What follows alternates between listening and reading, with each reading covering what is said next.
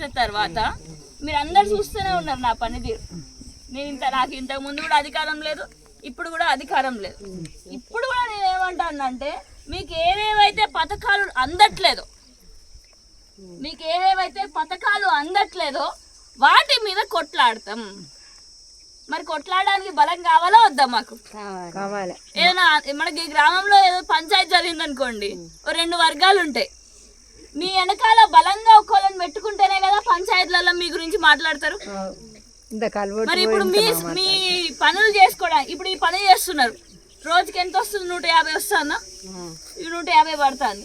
ఇప్పుడు ఇంత కష్టపడి ఎండలల్లో కష్టపడి ఇంత చేస్తేనే 150 వస్తుంది మనకి. ఇప్పుడు 2500 రూపాయలు మహిళలకు ఇస్తానన్నారు, అది ఇస్తలేరు అని చెప్పేసి పని మానుకొని మనం రోడ్డు మీద పోయి మనం అడగగలుగుతామా? ఇప్పుడు మీ గొంతుగా మేము, ఇప్పుడు మా పని ఏంది?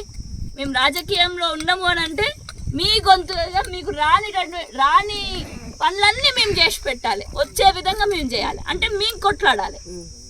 కాబట్టి ఇప్పుడు పంచాయతీలో ఏ విధంగానైతే మీ వెనకాల ఒక బలమైన ఉన్నోళ్ళని తీసుకొని వెళ్దాం అనుకుంటున్నారో అట్లనే రాజకీయంగా ఇప్పుడు మీకు 2500 రాలే, ఇప్పుడు గ్యాస్ ధర 500 అని అన్నారు, మళ్ళా తులం బంగారం అని అన్నారు, మళ్ళీ ఇంకేమన్నారు?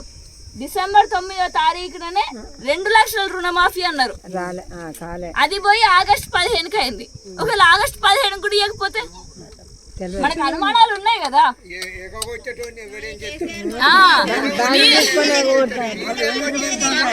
వదిలేసినాం అనుకోండి, ఇంకా ముందు కూడా మనకు తెలంగాణ వచ్చేదా? తెలంగాణ వచ్చిందా అమ్మ? 1969 నుంచి కొట్లాడితే కేసీఆర్ గారు ఒక పార్టీని పెట్టిండు, బీఆర్ఎస్ పార్టీని పెట్టి కొట్లాడితే ఉట్టికి కూడా కాదు. ఆ ఢిల్లీలో ఇప్పుడు జరిగే ఎన్నికలు పార్లమెంట్ ఎన్నికలు అంటారు, ఢిల్లీ ఎన్నికలు. ఈ ఢిల్లీ ఎన్నికలకి 2 గెలిచిళ్ళు అప్పుడు ఇదే కారు గుర్తు నుంచి. ఆ 2 ఆ ఢిల్లీ గడ్డకు పోయి ఆడ లొల్లి పెట్టి పంచాయతీ పెట్టి మనకు తెలంగాణని పట్టుకొని వచ్చిళ్ళు. వాళ్ళతో పాటు ఎంతో మంది 1300 మంది బలైళ్ళు బాబు అప్పుడు మీ అందరు తెలిసిందే కదా. వాళ్ళు బలిదానం చేసిళ్ళు తెలంగాణ కోసం. అట్లా చేస్తే తెలంగాణ వచ్చింది. మరి ఇట్లాంటి తెలంగాణని ఉత్తినే వదిలేద్దామా? వాళ్ళంటారు వీళ్ళంటారు, మనకు వస్తే లేకపోతే లేదు, ఏం చేస్తామా?